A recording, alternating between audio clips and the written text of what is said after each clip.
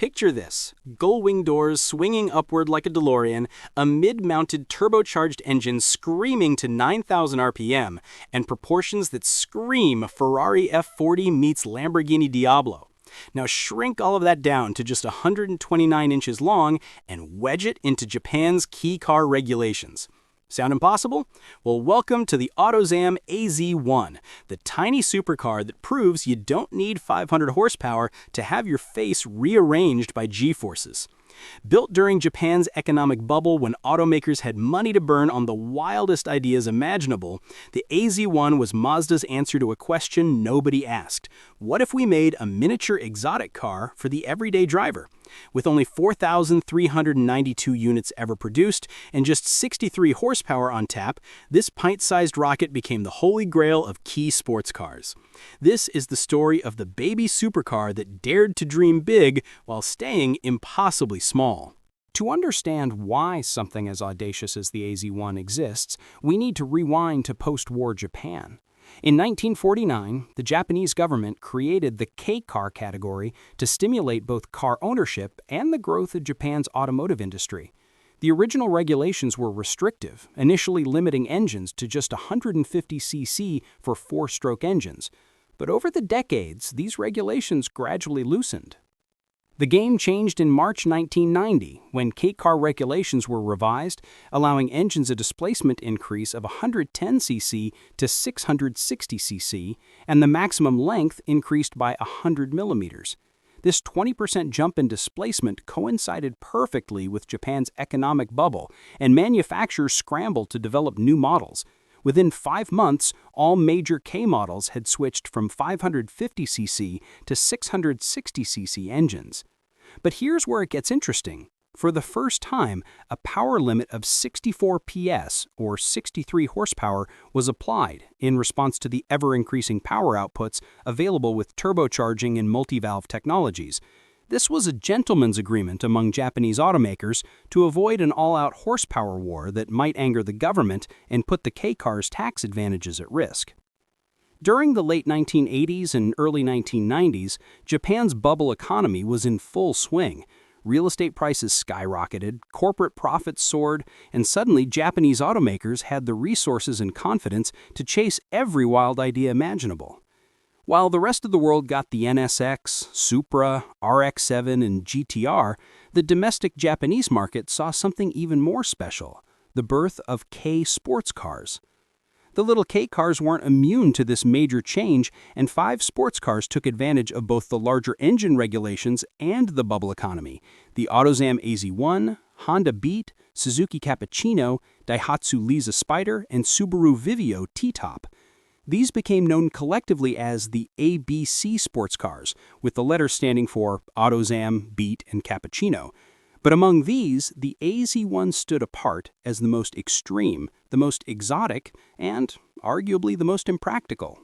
The proposal for the AZ-1 goes back to 1985, when Suzuki created the Suzuki RS-1 as a mid-engine sports car project for volume production.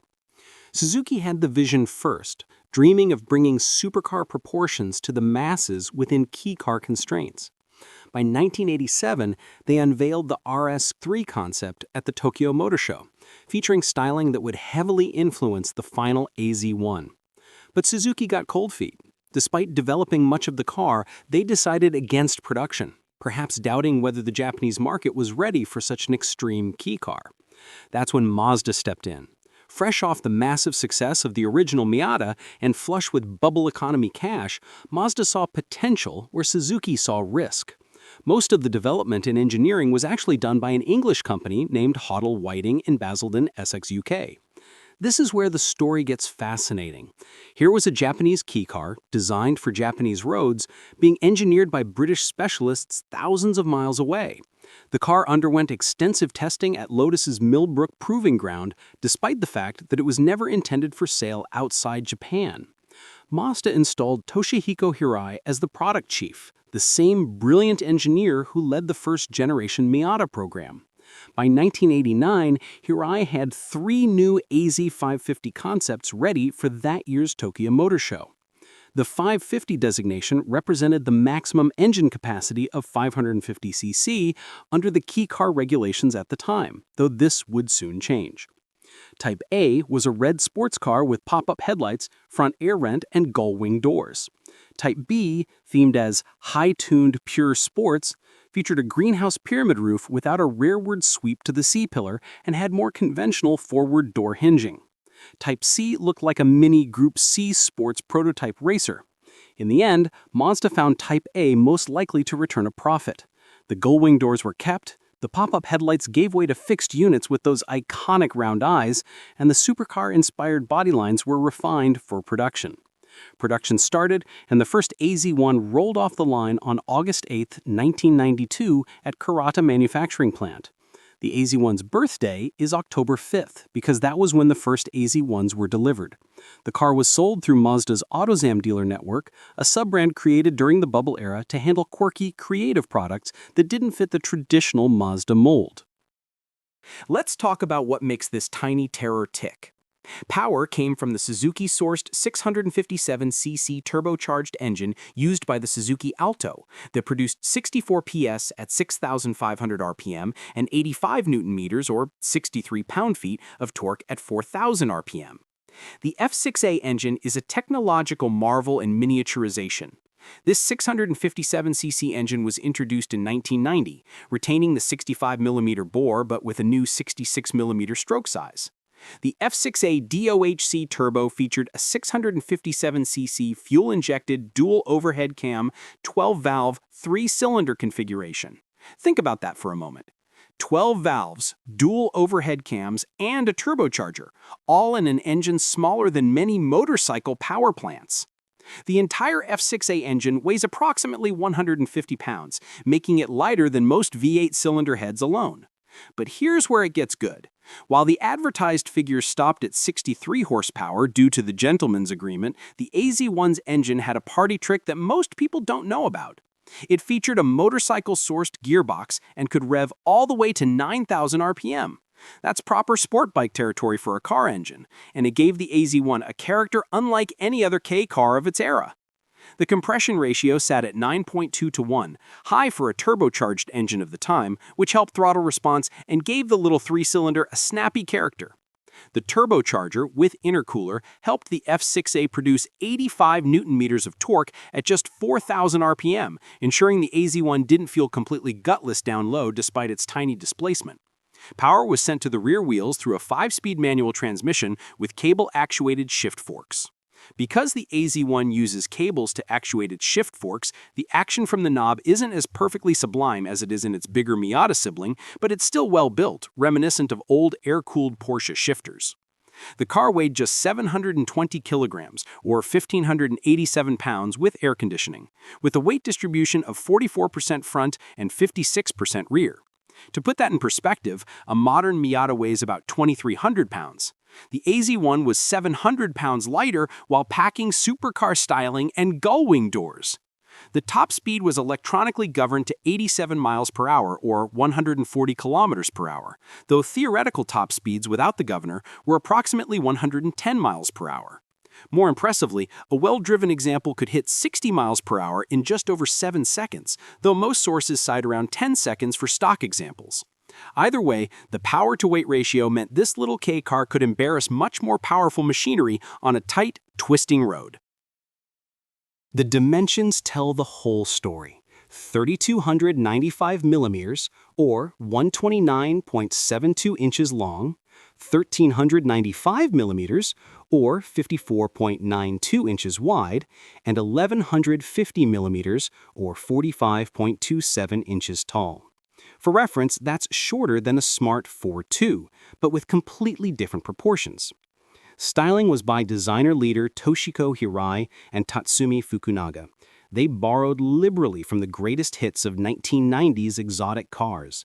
The side strakes scream Ferrari F40. The pop-up headlights and early concepts nodded to the Lamborghini Diablo. And the overall wedge shape with those gull-wing doors created a presence that defied the car's tiny footprint.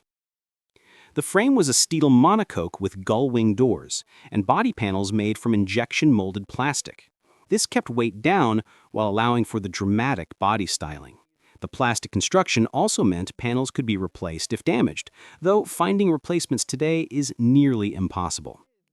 When made available to the public in January 1992, color options were Siberia Blue and Classic Red, both with Venetian gray lower panels. This two-tone approach emphasized the car's low, wide stance and gave it even more exotic flair. With the doors up, the car reached 1,700 millimeters, or 66.93 inches in height, while the minimum door clearance to open was just 320 millimeters, or 12.6 inches. This meant you could open the gull-wing doors in impossibly tight spaces where conventional doors would be useless, one of the few practical advantages of this impractical design. The front end featured those iconic round headlights set deep into the nose, giving it an aggressive, purposeful look. A front air vent fed the radiator, while the rear featured a distinctive design with the license plate mounted low and a subtle integrated spoiler. The wheelbase measured just 2,235 millimeters, or 88 inches, with a ground clearance of 135 millimeters, or 5.3 inches. Inside, space was an absolute premium. The spare tire was stashed behind the fixed-back, high-bolstered seats, similar to the mid-engine Fiat X1, X9. The door handles were borrowed from the Miata, one of many parts-sharing exercises that helped keep costs down. The interior featured white gauge faces with red needles that looked sporty, along with a three-spoke, leather-covered steering wheel. Climate and audio controls sat on the center stack, all labeled in Japanese. Even the floor mats were embroidered with AZ-1 Exciting Micro Coupe, a delightfully Japanese touch that perfectly captured the car's spirit. Getting into an AZ-1 is an event in itself. You need to start by putting your left leg into the car first, then slide it carefully underneath the steering wheel as you scoot your butt into the driver's seat.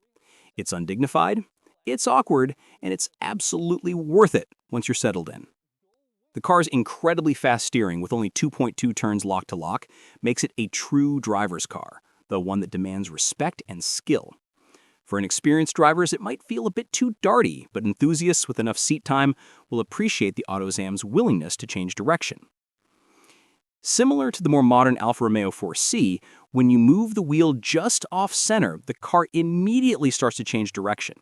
You can never relax behind the wheel of an AZ-1. It's constantly communicating, constantly demanding your attention, and rewarding you with feedback that modern cars with their insulating layers of technology simply can't match. That Suzuki Turbo 3 is as miniature as road car engines get, but thanks to its turbo, there's enough low end to make the car feel quick at low speeds. You don't need to wind it out to 9,000 RPM to have fun, though considering how lovely it is up there, you wouldn't be blamed if you did. Once sparked, the engine saws away seemingly millimeters from the driver's left ear. It's resonating right through you, coursing through the materials inside. The AZ-1 may have a tiny heart, but it beats through the whole car. The acceleration from a standstill is genuinely shocking. Short of a Tesla in a ludicrous mode, few experiences match the sprightly acceleration from standstill as the AZ-1 buzzes out like a blue-arsed fly, its tiny turbo engine vastly overpowered when you've got the mass of a micro machine to move. Toss it into a corner, and it will roll only slightly before taking a set and holding its line through. There's just so little weight, so little mass. It's almost as if you're wheeling a 1-to-1 scale version of a 1980s Micro Machines toy car. But there's a catch. The AZ-1 had a reputation to be a bit skittish at speed, sharing some handling characteristics with other bubble-era mid-engine sports cars. That short wheelbase, rear weight bias, and quick steering meant the car required a skilled hand to extract its full potential safely. This wasn't a car for beginners, despite its friendly appearance. The action from the shifter isn't as perfectly sublime as the Miatas, but it's still well built, reminiscent of old air-cooled Porsche shifters. Each gear engagement has weight and mechanical precision that modern synchromesh boxes have optimized away in favor of effortless operation. The AZ-1 was sold with the catchphrase, "Ultimate Handling Machine," and described as a racing car for the public road with minimum interior decoration. That marketing wasn't hyperbole. This genuinely felt like a street-legal race car, demanding commitment and rewarding skill in equal measure. The AZ-1 represents something special in automotive history. In many ways, cars like the AZ-1 signify the ethos of the bubble-era Japanese car industry. demonstrating how pervasive the drive was to create innovative, original, and just plain awesome vehicles.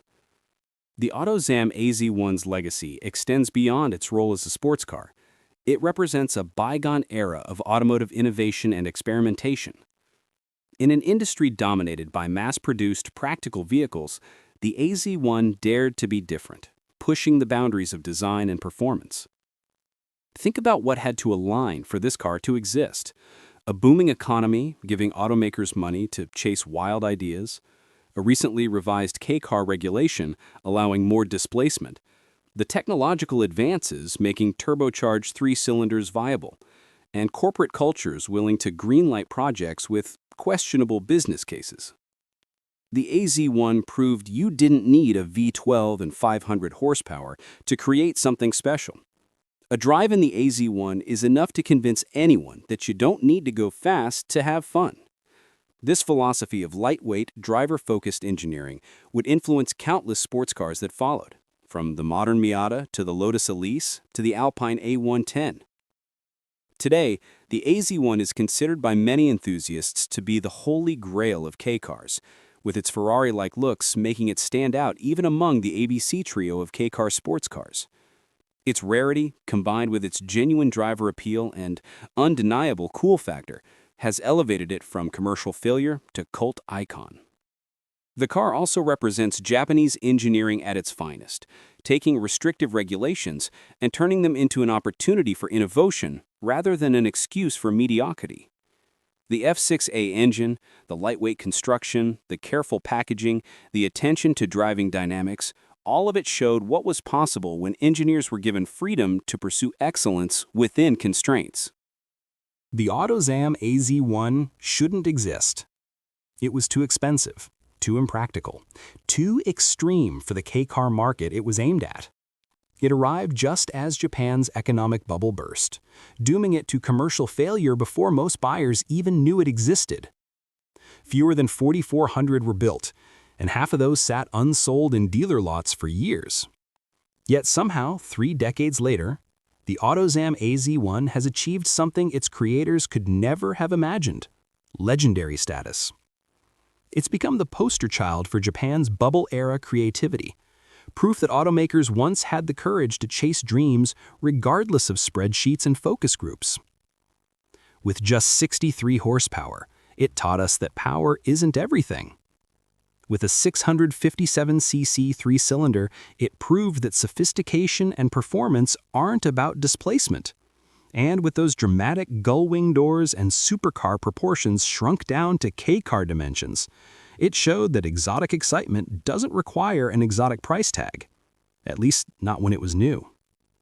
Today, as the automotive world shifts toward electrification and autonomy, the AZ-1 reminds us of an era when cars could be pure, analog, and gloriously impractical. It was a baby supercar with a Suzuki heart, a K-car with Lamborghini dreams, and proof that sometimes the craziest ideas make the best cars. The bubble may have burst, but the legend of the Autozam AZ-1 continues to grow.